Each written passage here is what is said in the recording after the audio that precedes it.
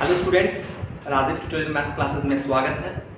आज हम लोग एक नया टॉपिक पढ़ने जा रहे हैं, अवकल समीकरण। ठीक है, जो कि एग्जाम में काफ़ी हद तक पूछता भी है एग्जाम में। इसी में हम लोग पढ़ेंगे ऑर्डर डिग्री, जिसको कहते हैं हम लोग कोटि घात। 2 मार्क्स का इससे क्वेश्चन आता ही है। अगर बच्चे मेरे पूरे वीडियो को देखें अच्छे से, और मेरा पूरा विश्वास है कि आप अच्छे से उसको कर सकते हैं। ठीक है, इस मेरे वीडियो को देख कर। ठीक है, तो अंत तक वीडियो को देखें बिना स्किप किए हुए। ठीक है, तो चलिए स्टार्ट करते हैं हम अपने अवकल समीकरण के बारे में। क्या अवकल समीकरण होता है, क्या पहले इसके बारे में जानते हैं। ठीक है, हमने लिखा यहाँ पे एक ऐसा समीकरण जिसमें एक स्वतंत्र चर के साथ आश्रित चर के अवकल शामिल हो, उसे अवकल समीकरण कहते हैं। बहुत ही आसान डिफिनीशन है।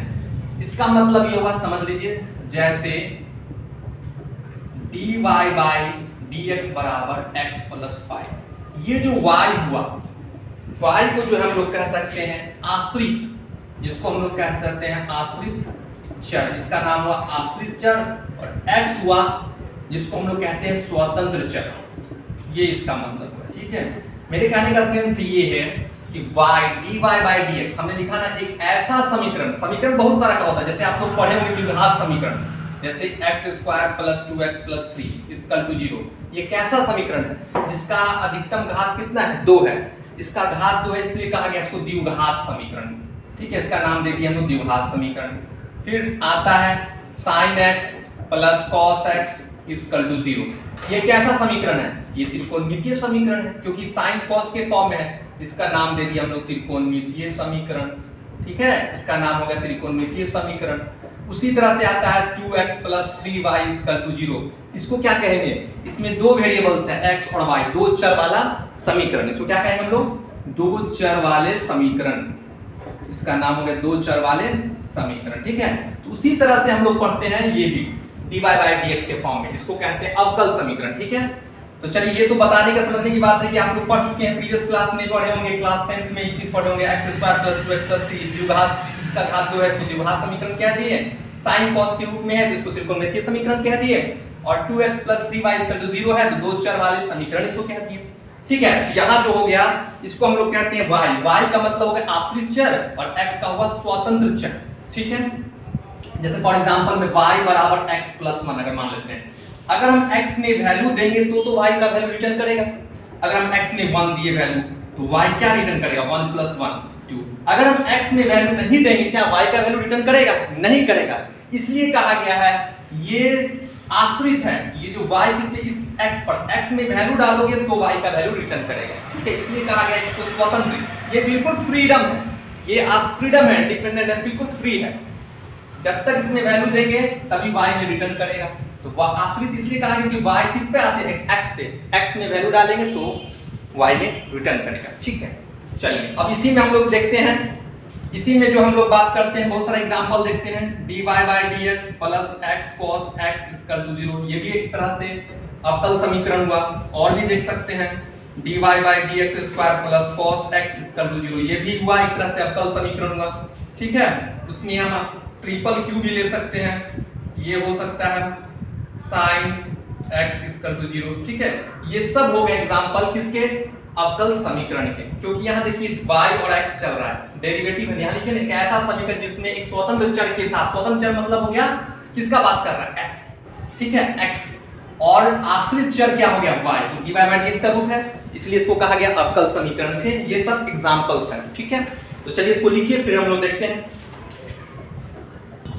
चलिए अब हम लोग देखते हैं इसको कैसे लिखते हैं। जैसे आप बताओ dy बाई dx हम लोग पढ़े हैं, dy बाई dx को हम लोग y डैश भी कह सकते हैं और y1 भी कह सकते हैं। ठीक है, उसी तरह से डबल डेरिवेटिव अगर किया जाए, इसका डबल डेरिवेटिव y पे 2 लाइन देते हैं, इसको y2 लिखते हैं। ट्रिपल देखते हैं dy dqy dx क्यूब, इसको y पे ट्रिपल लाइन और y3। इसी तरह से हम लोग n तक भी लिख सकते हैं। ठीक है, dny और dx पे n बराबर y के पावर में n भी लिख सकते हैं, ऐसे n भी लिख सकते हैं, या y n ऐसे भी लिख सकते हैं। इतना हो गया। जहां dy बाई dx होगा वहां y डैश कह सकते हो या y1 कह सकते हो। डबल डेरिवेटिव होगा y पे डबल लाइन हो जाएगा, y2 हो जाएगा। अगर ट्रिपल डेरिवेटिव हो रहा है तो y पे ट्रिपल लाइन हो जाएगा, y3। इसी तरह से n तक अगर देखेंगे तो y पे n और y n, इस तरह से आप इसको मॉडिफाई कर सकते हो। ठीक है, चलिए इसको भी लिखिए, फिर हम लोग देखते हैं नेक्स्ट। चलिए अब हम लोग पढ़ने जा रहे हैं अवकल समीकरण की कोटि। हमको एक्चुअली पढ़ना है कोटि और घात के बारे में, ठीक है, जिसको हम लोग इंग्लिश में कहते हैं ऑर्डर ऑफ डिफरेंशियल इक्वेशन, ठीक है। तो सबसे पहले हम इस टॉपिक में यही पढ़ेंगे। तो कोटि होता क्या है, अवकल समीकरण का कोटि के बारे में पढ़ने जा रहे हैं। किसी अवकल समीकरण की कोटि उस अवकल समीकरण में उच्चतम कोटि के अवकलज के बराबर होता है। मतलब अगर बात करेंगे जितना ज्यादा डेरिवेटिव होगा हाईएस्ट, वही उसका कोटि कहलाएगा। हाईएस्ट डेरिवेटिव मतलब उच्चतम, मतलब हाईएस्ट डेरिवेटिव उच्चतम हुआ, उच्चतम अवकलज। समझ रहे हो ना बात, मेरा कहने का सेंस है हाईएस्ट डेरिवेटिव। आप जितना ज्यादा बार उसको डिफरेंशिएट कर रहे हो वही उसका कोटि कहलाता है, ठीक है। हाईएस्ट डेरिवेटिव को ही कोटि कहते हैं। अब जैसे एग्जांपल देके हमने बताया dy by dx plus x equal to e के पावर में x, इसमें क्या बार डेरिवेटिव हो रहा है, एक बार, एक ही है dy by dx, इसलिए कोटि क्या हो जाएगा 1 हो जाएगा, ठीक है। नेक्स्ट में आते हैं, इसमें देखिए एक बार है डेरिवेटिव, इसमें क्या बार है 2 बार। तो हाईएस्ट हमने क्या बोला, हाईएस्ट डेरिवेटिव मतलब उच्चतम अवकलज, इसमें 2 बार डेरिवेटिव और इसमें एक बार हो रहा है, तो हाईएस्ट वाले को ही लेंगे, इसका कोटि क्या हो जाएगा 2, यही तो 2 है, ये 2 लिख देंगे।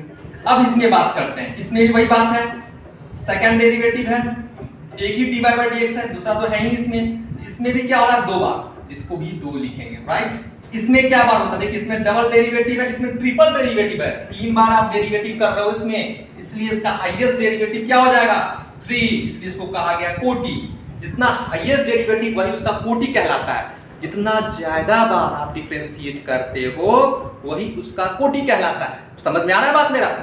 अब देखो इसका क्या है, इसमें तो सिंगल है, सेकंड डेरिवेटिव है, 2 ही बार डेरिवेटिव कर रहे हो तो इसका कोटि क्या हो जाएगा 2। बताइए, आपको अच्छे समझ में आओगे, मेरा पूरा विश्वास है कि कोटि को अच्छे से आप समझ सके होंगे। अब हम लोग नेक्स्ट पढ़ेंगे अवकल समीकरण की घात को जानते हैं, ठीक है। आप लोग इसे अच्छे से लिखिए, फिर देखते हैं नेक्स्ट। चलिए अब हम लोग पढ़ने जा रहे हैं अवकल समीकरण की घात, ठीक है, जिसको इंग्लिश में कहते हैं डिग्री ऑफ डिफरेंशियल इक्वेशन, ठीक है। देखिए अभी तो हम पीछे पढ़े, ऑर्डर पढ़ लिए, जिसको हम लोग कोटि कहते हैं। अब हम लोग घात पढ़ने जा रहे हैं। देखिए पहले समझ लीजिए, किसी अवकल समीकरण की घात करने के लिए, अब घात करने के लिए क्या कंडीशन है उसको पता होना चाहिए पहले आपको। कंडीशन क्या है, इसमें क्या क्राइटेरिया फिक्स होता है। सबसे पहले यह आवश्यक है कि वह अवकल समीकरण y dash, y double dash, y triple dash आदि में बहुपद हो, बहुपद के रूप में होना चाहिए। आप बहुपद पढ़े हैं, बहुत सारा बहुपद होता है, इसके फॉर्म में होना चाहिए, ठीक है। बहुत सारा पद होता है इसको बहुपद के, ठीक है। तो y डैश के फॉर्म में होना, डबल में होना, ट्रिपल में होना चाहिए, आदि में बहुपद, ठीक है। फिर अगर बहुपद है तो फिर कंडीशन क्या होगा, फिर आगे देखते हैं हम लोग। फिर यदि वह बहुपद है तो उच्चतम कोटि के, अभी हम लोग पीछे जो भी मैक्सिमम डेरिवेटिव हो रहा है उसके पावर का बात कर रहा है। जैसे आप अगर सेकेंड डिफरेंशिएशन कर रहे हो, थर्ड डिफरेंशिएशन कर, जो हाईएस्ट सिस्टम में वो मतलब जैसे ये मान लें सपोज फॉर एग्जांपल में जैसे dy by dx, इसमें एक ही डेरिवेटिव हो रहा है तो इसी का ही पावर हम देखेंगे। ये तो सिंगल डेरिवेटिव, इसके पावर में कुछ नहीं तो क्या है 1 है, तो हम यहाँ 1 लिख सकते हैं। बात समझ आ रहा है, वही लिखे। फिर यदि वह बहुपद तो उच्चतम कोटि के अवकलज की घात उस अवकल समीकरण की घात कहलाती है। देखिए सबसे पहले समझा देते हैं, इसमें सबसे हाईएस्ट डेरिवेटिव कौन सा है 3 है, डेरिवेटिव 3 हो रहा है, इसमें आप 3 बार डिफरेंशिएट कर रहे हो, इसमें 2 बार डिफरेंशिएट कर रहे हो, इसी के पावर को हम घात कहते हैं। जो हाईएस्ट डेरिवेटिव उसके पावर में जो वैल्यू आ रहा है उसी को हम लोग घात कहते हैं। इसका डेरिवेटिव क्या है 3 डेरिवेटिव, 3 बार डेरिवेटिव हो रहा है तो इसके पावर में कितना है, तो इसका घात हो जाएगा 2, यही तो यहाँ लिखे हैं। फिर यदि वह बहुपद के फॉर्म में है, यहाँ 3 है, यहाँ 2 है, फिर साइन से मतलब नहीं है, ये एक बहुपद है, इसको बहुपद कहते हैं, ठीक है। समझ रहे हो ना, ये किसी फंक्शन के अंदर में नहीं जा रहा है, ठीक है। यहाँ सेकंड थर्ड डेरिवेटिव हो गया, इसी के पावर में हम लोग घात कहते हैं। अब देखो ना जरा, यहाँ पे ये सेकंड डेरिवेटिव है, अब यहाँ साइन के अंदर में dy by dx है। मेरे कहने का सेंस है, घात का कहने का मतलब बहुपद का रूप होना चाहिए। क्या ये बहुपद का रूप है? नहीं है, क्योंकि साइन के अंदर में dy by dx हो गया। हमको ऐसा फॉर्म होना चाहिए y1 y double y triple, ऐसा फॉर्म है नहीं है, तो इसका घात नहीं हो सकता है, इसका घात अपरिभाषित हो सकता है, इसमें हम लिख सकते हैं अपरिभाषित। इसमें सिर्फ होता है तो कोटि होता है, इसका कोटि जो होगा, अगर हम कोटि का बात करेंगे इसका कोटि सिर्फ 2 हो जाएगा। ठीक है, समझ में आ रहा है मेरा बात? फिर आगे बढ़ते हैं हम लोग। अब देखो इसमें भी घात बताना है, इसमें ट्रिपल हो रहा है, इसमें आप 3 बार डेरिवेटिव कर रहे हो, इसमें 2 बार डेरिवेटिव कर रहे हो, तो हम क्या बोले हैं कि जिसका कोटि जितना ज्यादा हो, जिसका उच्चतम सबसे जो ज्यादा डेरिवेटिव हो तो उसके पावर को हम लोग घात कहते हैं। ये तो पहले बहुपद तो है, पहले देखिए बहुपद है या नहीं, बहुपद ऑलरेडी है क्योंकि ट्रिपल है, यहाँ डबल है, यहाँ 3 हुआ, यहाँ 2 घटता जा रहा है। ये तो अब फॉर्म बन रहा है कि नहीं, y1 y double y triple, ये तो बहुपद बन रहा है। जब बहुपद बन रहा है तो आपको बताना है कि घात इसका क्या होगा। तो यहाँ पे 3 बार डेरिवेटिव कर लो, और डेरिवेटिव के पावर वाला यूनिट कहलाता है घात, जिसको हम लोग 2 कहेंगे। ठीक है, नेक्स्ट में आते हैं हम लोग। अब इसमें देखिए ये क्या आपको बहुपद बन रहा है? बहुपद बिल्कुल नहीं बन रहा है। क्यों नहीं बन रहा है? क्योंकि किसी लॉग है, लॉग एक तरह फंक्शन होता है, उसके अंदर में dy बाई dx है। ऐसा फॉर्म तो यहाँ मेंशन नहीं कर रहा है, यहाँ सिर्फ कह रहा है y dash double dash triple dash, ऐसा फॉर्म तो है नहीं।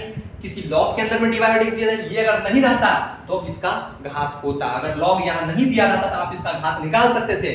इसका भी घात नहीं होगा, इसका भी घात अपरिभाषित होगा। मेरी बात समझ में आ रहा है आप लोग को? अब इसी का कोटि कहेगा बताने के लिए, तो आप कोटि इसका क्या कहोगे? Second order derivative. इसका सेकंड ऑर्डर डेरिवेटिव सिंगल, हम हाईएस्ट ऑर्डर डेरिवेटिव को ही कहते हैं, उसका कोटि कहलाता है। ठीक है, तो चलिए हम अपने वीडियो को यही समाप्त करते हैं, फिर नेक्स्ट वीडियो मिलते हैं। तब तक के लिए जय हिंद, जय भारत।